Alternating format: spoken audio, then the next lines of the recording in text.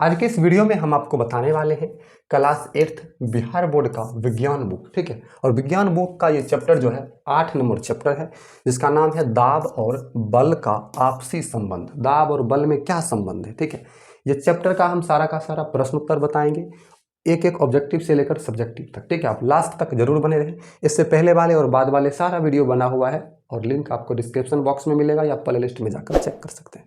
चलिए शुरू करते हैं। आप वीडियो को लाइक कर दीजिए, चैनल को सब्सक्राइब कर लीजिए। धन्यवाद। तो चैप्टर हमारा है दाब और बल का आपसी संबंध। दाब और बल के बीच का संबंध। देखिए, निम्नलिखित प्रश्नों के उत्तर एक एक शब्दों में दीजिए।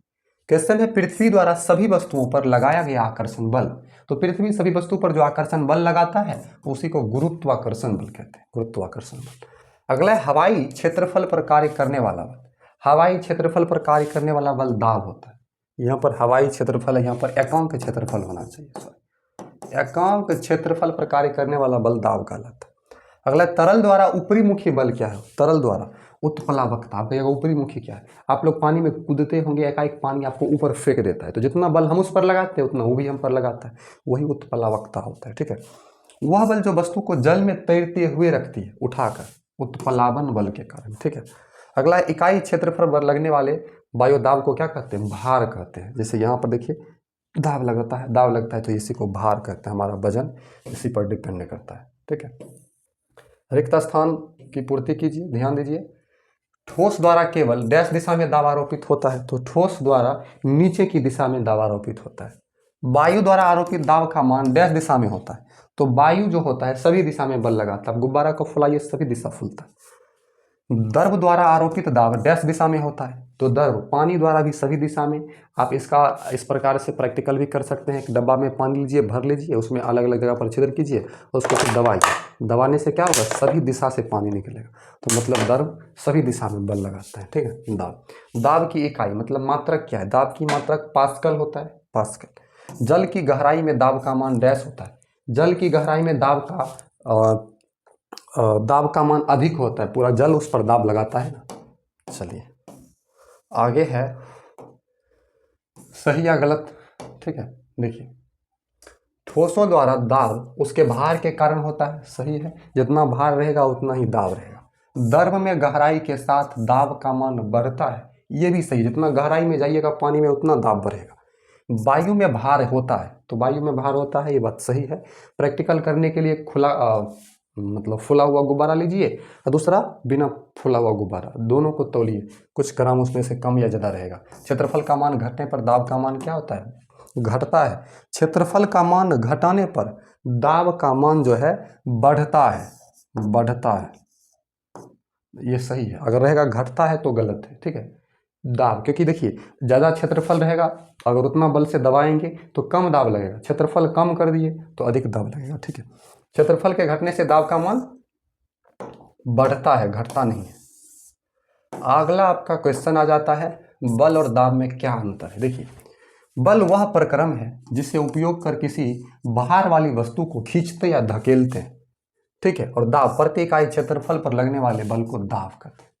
ठीक है, बल को आप ऐसे भी बोल सकते हैं, धक्का या खिंचाव को बल कहते हैं। बल वह वायुभौतिक कारक है जो किसी वस्तु पर लगकर यदि वस्तु विराम में हो तो उसे गति में, यदि गति में हो तो उसे विराम में लाती है या लाने की चेष्टा करती है, उसे बल कहते हैं। और बल का ऐसा ही मात्रक न्यूटन होता है। अगला, आप पिन को नुकीला क्यों बनाते हैं। पिन में लोल होता है ना, क्यों, तो हम जानते हैं कि क्षेत्रफल कम करने पर दाब बढ़ता है। बोले ना, क्षेत्रफल कम करने पर दाब बढ़ता है।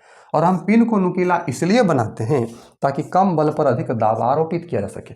जैसे ये नुकीला है, तो ये अगर चौरगर रहेगा, बल लगाएंगे कम भी तो ये अधिक बल लगेगा। ठीक है, और पिन आसानी से किसी चीज़ में धंस जाए, इसीलिए हम लोग पिन को नुकीला बनाते हैं। अगला प्रश्न है, आप अपने सिर पर कितना वायु भार को ढो रहे हैं। अगर आपके सिर का क्षेत्रफल 100 वर्ग सेंटीमीटर है, क्योंकि हम लोग जब भी चलते हैं तो वायु को भार को ढोते हुए चलते हैं। उत्तर होगा 100 वर्ग सेमी क्षेत्रफल तथा वायुमंडल की ऊंचाई, जितना वायुमंडल की ऊंचाई के स्तंभ में वायु का भार लगभग 1000 किलोग्राम है, 1000 किलोग्राम। अतः मैं अपने सिर पर 1000 किलोग्राम का भार ढो रहा हूँ। पर्वतारोही जो पर्वतों पर चढ़ते हैं, पर्वत के ऊपर चढ़ने पर सांस लेने में कठिनाइयों का सामना उन्हें क्यों करना पड़ता है। तो देखिए, समुद्र की सतह से जैसे जैसे ऊपर जाया जाता है वैसे वैसे वायु का दाब कम होता है। तथा हवा पतली होती जाती है, कम। इसी कारण पर्वतारोही जब काफ़ी ऊंचाई पर चढ़ जाता है तो आवश्यकता के अनुकूल वायु उनको नहीं मिल पाती है, इससे उसे सांस लेने में कठिनाइयों का सामना करना पड़ता है। ठीक है, क्योंकि हवा रहेगा ही नहीं, आप नाक से खींचिएगा क्या, सांस थोड़ी आएगा।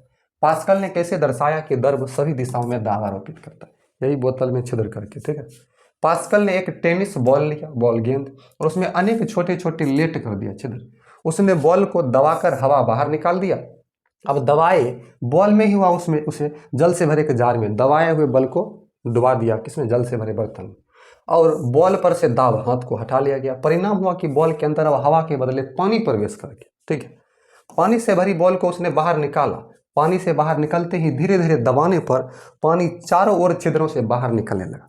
मतलब देखिए क्या किया करता है, एक बॉल लेता है, उसको ऐसे दबाता, ऐसे दबाता है, दबा करके हवा बाहर निकाल दिया, उसे बाल्टी से भरी पानी में रखा, उसके बाद क्या हुआ, छोड़ दिया तो सारा पानी उसमें भरा, उस बॉल को बाहर निकाला, ऐसे दबाया, दबाया तो फिर से सभी पानी सभी छिद्र से बाहर निकलने लगा। ठीक है, तो निकलने लगा। इसी प्रकार पास्कल ने दर्शाया कि द्रव सभी दिशा में दाब आरोपित करते हैं, सभी दिशा में द्रव अपना दाब लगाता है। ठीक है, चलिए PDF चाहिए तो हमारे व्हाट्सएप चैनल से आप लोग जुड़ें, और व्हाट्सएप चैनल से जुड़ने के लिए डिस्क्रिप्शन बॉक्स में जो लिंक दिया गया है उस लिंक पर क्लिक करें। ठीक है, वीडियो को लाइक करके सब्सक्राइब कर लीजिए। देखिए आप किसी स्थान पर वायु दाब कैसे निकालेंगे, एक साधारण वायु दाब मापी बनाएं तथा कार्य विधि का वर्णन करें। देखिए वायु दाब मापी, किसी स्थान पर वायु दाब हम मैनोमीटर नामक दाब मापी से निकालेंगे। मैनोमीटर, यू है ये, यू आकार की एक नली लेंगे जिसका दोनों मुंह खुला हुआ रहना चाहिए। नली लेंगे, दोनों मुंह खुला, नली के बीच से निश्चित दूरी पर 2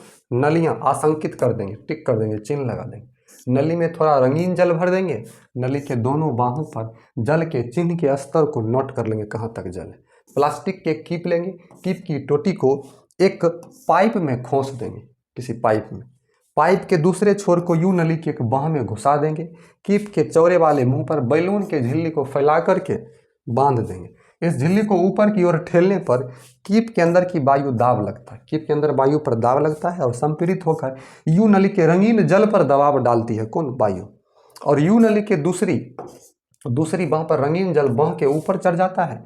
इस प्रकार झिल्ली को नीचे खींचने पर नली में रंगीन जल नीचे गिर जाता है। इस प्रकार द्रव से दाब की माप की जाती है, इसका पता लगाया जाता है। ठीक है, तो हमने इस वीडियो में आपको ये जो चैप्टर था आपका ये खत्म हुआ। वीडियो अच्छी लगी तो आप लाइक करके सब्सक्राइब कर लीजिए। थैंक्स फॉर वॉचिंग, मिलते हैं अगले वीडियो में।